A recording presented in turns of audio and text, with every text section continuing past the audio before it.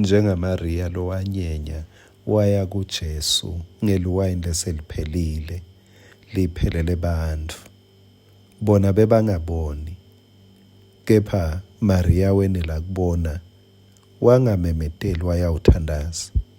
Nami ngicela ukukuthandazela.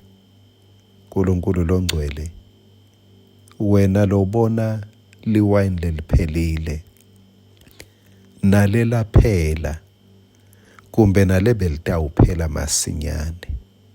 Ngiyacela Nkosi, nguwe umsindisi, nguwe umlamuleli, yenda libe khona luwayini, lebe kungathi liyaphela, lanzise, lebe seliphelile sekudry.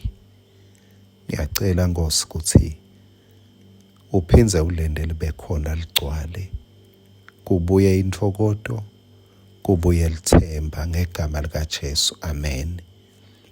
Sihlobo sakavuka udle, nasi lesinkwa lengikuphathele sona kuJohane sahluko 2 sifunze verse 6 na 7. Bekunetimbita tematshe letatiyisithupha khona lapho, tihlelenjiswe kahle ngelisiko lekugeza kwemaJuda.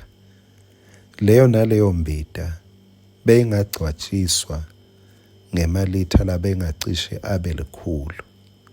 Jesu wathi kuleti ngceku, gcwalisani letimbita ngemanti. Batigcwalisa tathi nswi. Letimbita kuyabonakala kulo verse 7 ukuthi bese ti-empty, bese kungenalutho. Lokuba empty kwaba lithuba lekuthi kukhona Jesu langakwenda. Lokuba empty kwaba lithuba kuJesu ukuthi kukhona langakugcwalisa.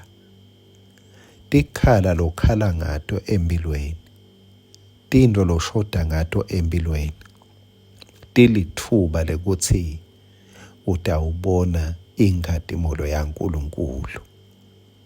Ngicela sinake-ke lokucala lapha kulo verse 6 ukuthi letimbita kuthiwa betitimbita tematshe.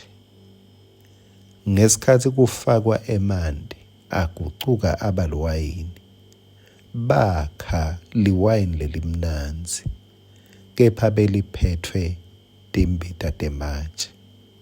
Litshe into lecinile, kepha kwaphuma lokumnanzi endweni lecinile. Jesu akazange agucula lamatshe lembita, kepha lokungekhathi wakugucula.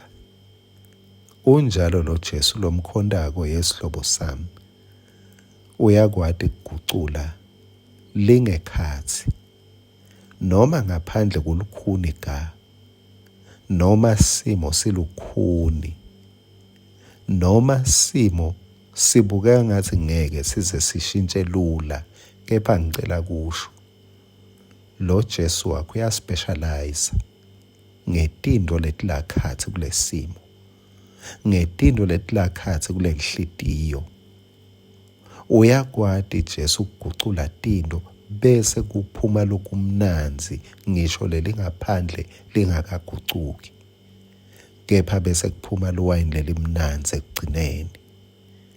Ngelivi lakhe Jesu lelingadzinge emalanga, ngoba kube leluwayini leli labekelwa emalanga, kusho ukuthi lo mcimbi bewutawuphela ekhathi.